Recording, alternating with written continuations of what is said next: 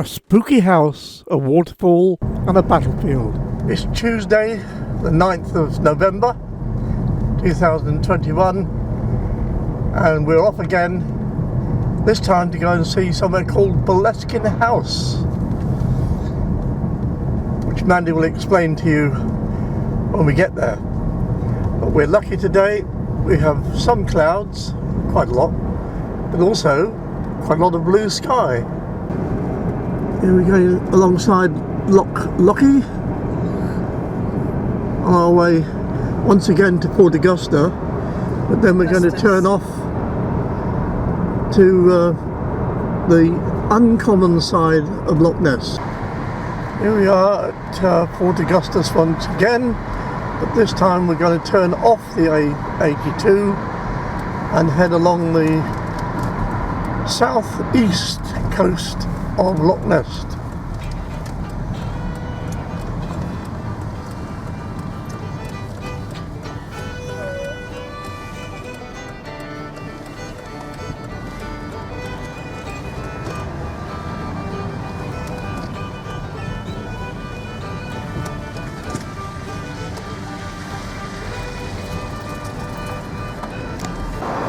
There's the southern end of Loch Ness.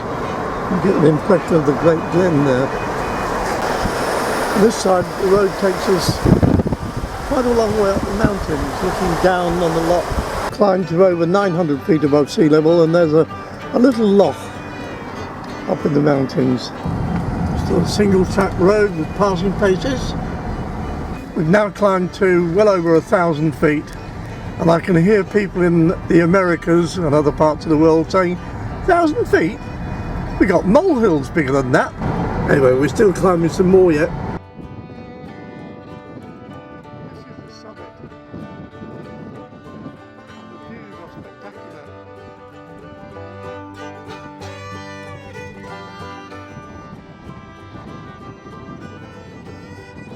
If you'd like to know more about this area, pause the video and read what was on the plaque. Well, I just stepped outside to take a video of the view here, and oh, it's a biting cold wind. Good morning. We're just about to go and have a look at Burlesque In House. It's quite an old building with a lot of history, and it was once lived in by one Mr. Alistair Crowley, famous for his forays into the occult. Also more recently owned by Jimmy Page of Led Zeppelin, and apparently he didn't live in it for very long though. We're going to go and have a look around and see how the Burlesque In House Foundation have brought this building back to life after a couple of fires. There's no roof on it at the minute, and I think the big steel roof trusses are about to arrive sometime this week and be put in place. So we'll go and have a look.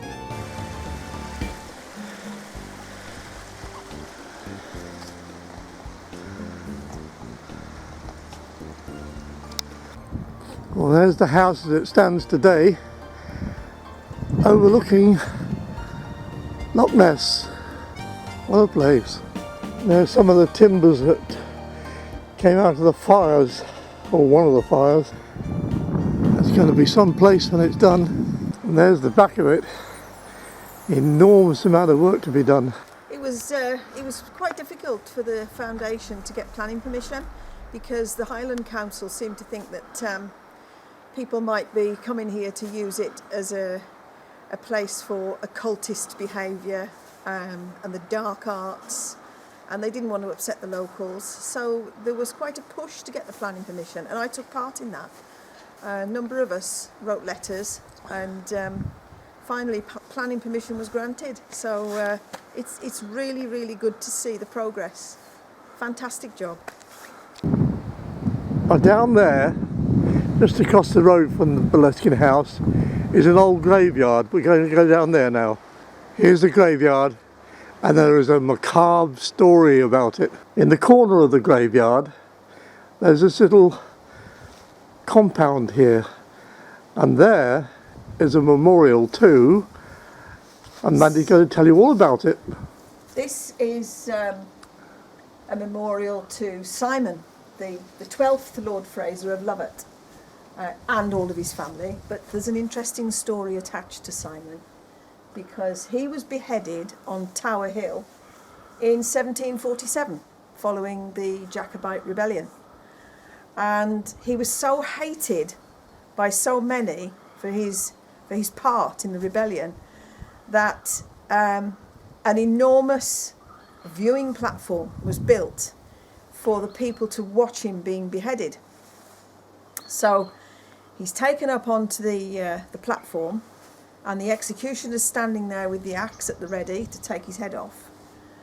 And the crowd are really beginning to get excited now.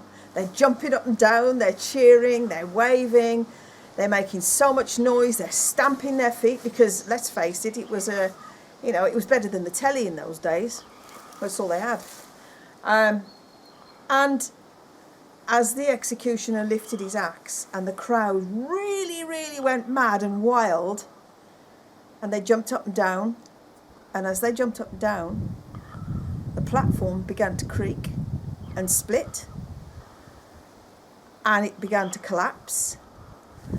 And just as it collapsed, and a lot of people fell to their death, that's when the executioner's axe came down on Simon, and he found the whole thing so hilarious that all these people had come to see him die, and they were actually being killed themselves. He started to laugh, and he was still laughing. His head was still laughing as it rolled into the basket. Hence the tale and the phrase, laughing your head off. Well, here's something I've never seen before. A memorial stone for Catherine Gunn, who died in 2001. And below that, Ethel Porteous, 1941 until, not dead yet. Margaret Marlowe Catt, 1947, not died yet. Julian H. Catt, 1946, not died yet. But the memorial is there. But when their ghosts come out at night, they got a fabulous view over Loch Ness. If you're thinking of coming up this way in a motorhome or a caravan, down there's a caravan and motorhome club site right next to the loch. Looks good. And it's at a place called Foyers. Foyers. Yes. Well, before we do our next bit of sightseeing, we've got to stop, have a cup of coffee, and because we're in Scotland, we're having Scotch eggs. We're going to look at the Falls of Foyers.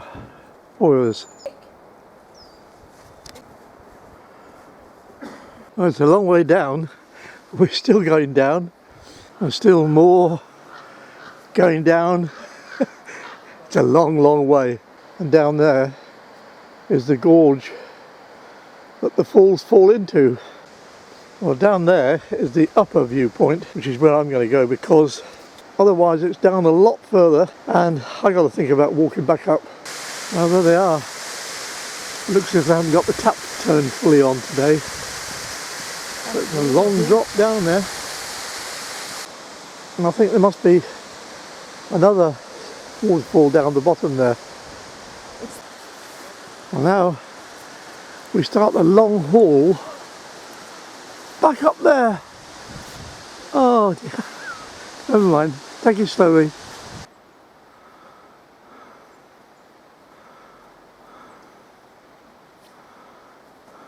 I'm going to have to stop for a rest.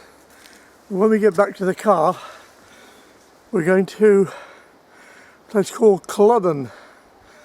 And if you've followed the Outlander series, you'll know all about the battle there. And the reason there's not much water coming over the falls is because a lot of it is diverted into tunnels for a hydroelectric plant.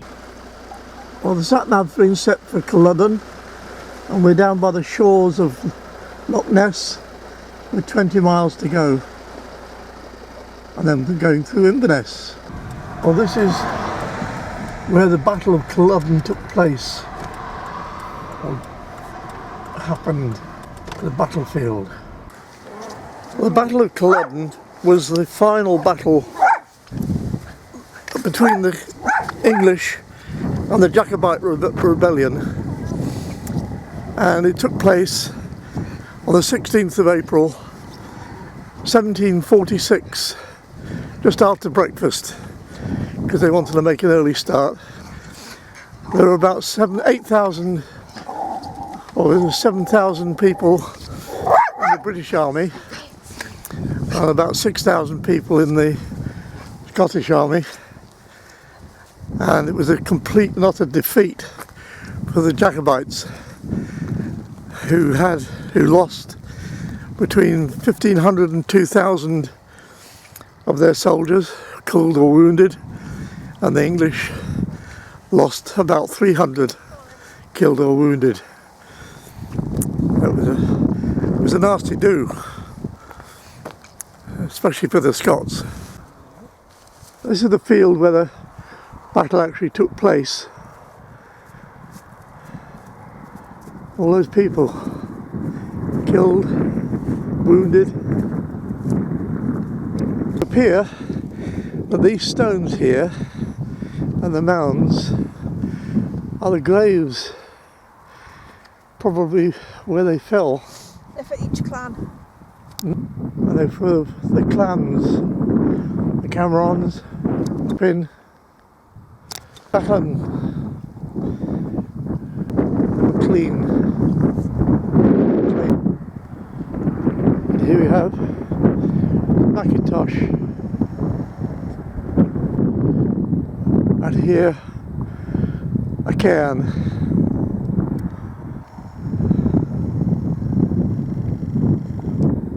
Battle of Culloden, fought on this moor on the 16th of April 1946. It's terrible, isn't it? I think that the greed of a few should cost the lives of so many who probably never benefit anyway,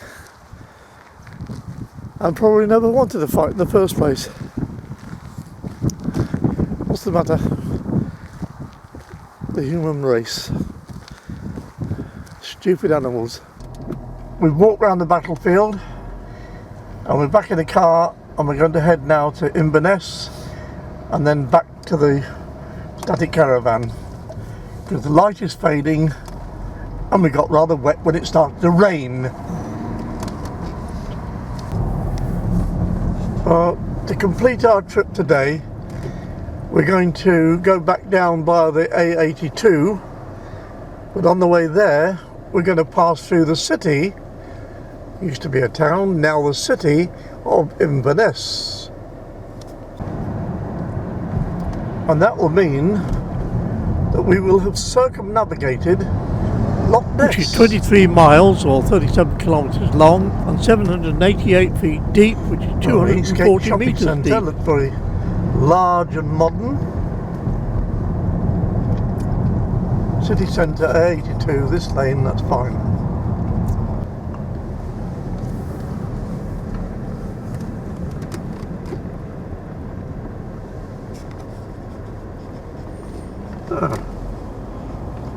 Looks like quite an interesting place. If you like shopping. You like shopping, Mandy? No. No. Shopping do you like? Only if it's things for the dogs, outdoor gear, camping stuff, and food. Fish food. Fish. Well, we've been looking out for the Loch Ness monster, but we haven't seen it today. But there's a shop here that where you can buy replicas. There we are. Oh, that's a Loch Ness Monster Hotel. Turn left. The shop's down here somewhere. Nessieland, there's Nessieland there. We've got to go across the bridge here.